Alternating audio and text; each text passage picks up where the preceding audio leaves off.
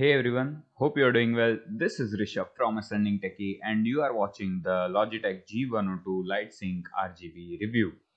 So in this video, we will be using the Logitech G402 as a baseline and a point for comparison, which I have been using for more than 2 years now. One of the most appreciated features of this mouse and all the other Logitech mouse is that it has no built-in acceleration, which gives you much more precise control over your movement. The primary and secondary button have a very distinctive click to them, which is quite nice, so you always know that you have clicked and the click has registered. Scrolling on G102 feels much better, unlike the G402, because the G402 has a much smoother scrolling. The scroll wheel has a lot of ridges to it, so every time you scroll, you know exactly how much you are scrolling. There are a lot of controls related to the RGB that you can change for each of the 3 RGB zones. For the RGB, I'll give this mouse an excellent rating if you want it for the looks. Let's talk about the build quality.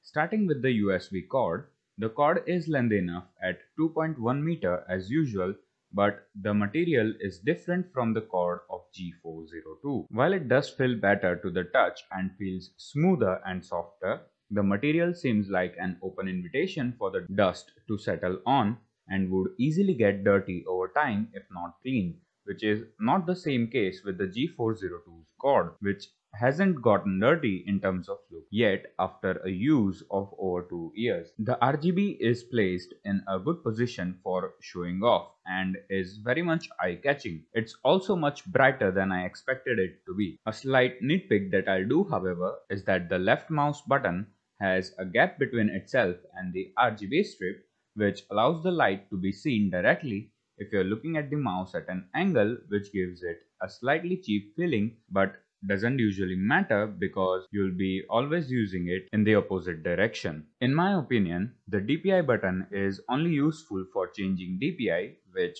I never do, but if I were to reassign it for something else in a game, for example, accessing the button is hard if you want to do it quickly. Coming to the ergonomics, the 2 primary buttons have a slight downward curve in the middle, which I love, and it helps you rest your fingers right in the center, unlike the G402, which has an upward curve. There's also enough room to rest your palm, but it is relatively smaller and has a steeper end to it. The left thumb buttons are a bit higher and have a different feel to access them. I don't need to change the position of my thumb to use both thumb buttons on the G402, but for the G102, I do need to, which feels like an effort to make a click. I'm not lazy, alright, but I'm just stating the facts that you need to know. Something else which is minor is that the mouse makes more noise for some reason when I move it on the mouse pad, which is weird and I have no idea what the cause might be.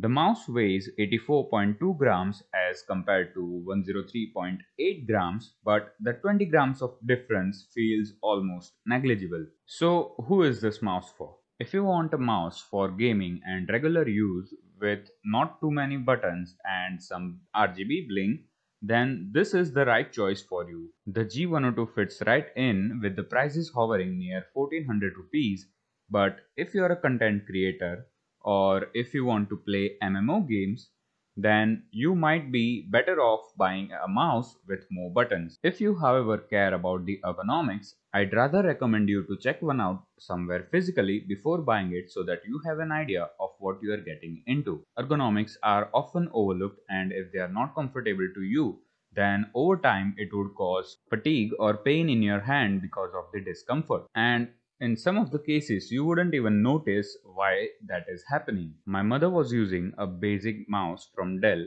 and the shape of it would force her to use it with a claw grip unconsciously. This would cause her pain and discomfort over long periods of time. This is why I bought this mouse for her, so it is relatively quite a lot comfortable, and I also managed to use it for this review to form an overall opinion and the feel of the device itself. Don't forget to like the video and subscribe to the channel. Until next time, be kind to everyone.